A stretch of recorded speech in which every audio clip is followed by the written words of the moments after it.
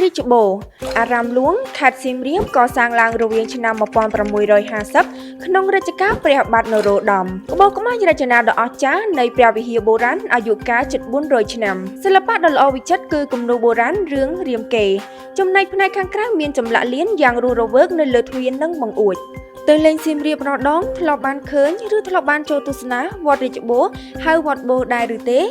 គ្រានេះកម្ពុជាសូមបង្ហាញមាតិកាអារាមហ្លួងខ្មែរអំពីអារាមរាជបូរស្ថិតនៅក្នុងក្រុងតាមដងស្ទឹងសៀមរាបពលគឺស្ថិតនៅក្នុងភូមិសាស្ត្រភូមិវត្តបូរសង្កាត់សាលាកំរើកក្រុងសៀមរាបខេត្តសៀមរាបវត្តរាជបូរឬហៅកាត់វត្តបូរជាបូជនីយដ្ឋាននិងបុរាណដ្ឋានដ៏ល្បីមួយក្នុងខេត្តសៀមរាបដែលកសាងឡើងកំឡុងឆ្នាំ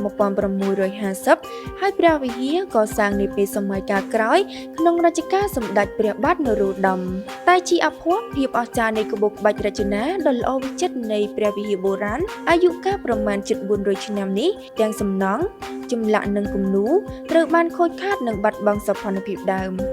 ដីអន្លើនៅកន្លែងខ្លះដោយសារអាកាសធាតុអាយុកាលការធ្វើថ្មីការប្រេះស្រាំធូលីផ្សែងធូបទៀនរំពាត់ការលាបពណ៌ថ្មីនិងការជួសជុលផ្សេងៗពីមួយជំនាន់ទៅមួយជំនាន់ជាដើមនៅលើជញ្ជាំងព្រះវិហារផ្នែកខាងក្នុងមានសិល្បៈដ៏រស់រវើកល្អវិចិត្រគឺគំនូរបុរាណរឿងរាមកេរ្តិ៍ដែលជារឿងល្បីល្បាញនៅអាស៊ីអាគ្នេយ៍គូនៅរវាងឆ្នាំ1920ទៅឆ្នាំ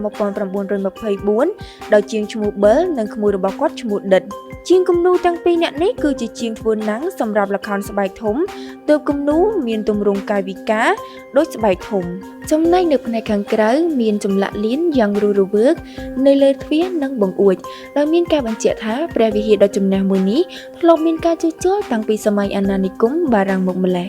ការជួសជុលព្រះវិហារវត្តបូរត្រូវចាប់ផ្ដើមតាំងពីឆ្នាំ2014ដោយមានបុគ្គលិក19នាក់មកពីនាយកដ្ឋានផ្សេងៗគ្នា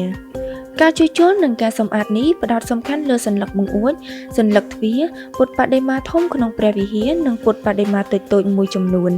បល្ល័ង្កគំនូររចនាសម្ព័ន្ធសសរដែលរងនៅការខូចខាតប្រេះស្រាំរលុបបាត់បង់ភាពដើមដោយប្រើប្រាស់វិធីសម្អាតស្ងួតសម្អាតសើមដើម្បីយកពណ៌ថ្នាំថ្មីធូលីឬលាងកំណកផ្សែងដែលរុំព័ទ្ធទៅលើរូបបដិមារូបគំនូរនិងចង់ដឹងផងដែរថាតើពណ៌ដើមនៃពណ៌សំណង់មានពណ៌អ្វីហើយធ្វើមកពីអ្វីការសម្អាតត្រូវធ្វើឡើងមួយស្រទាប់ម្ដងដើម្បីបកថ្នាំទាំងនោះរហូតដល់ស្រទាប់ដើម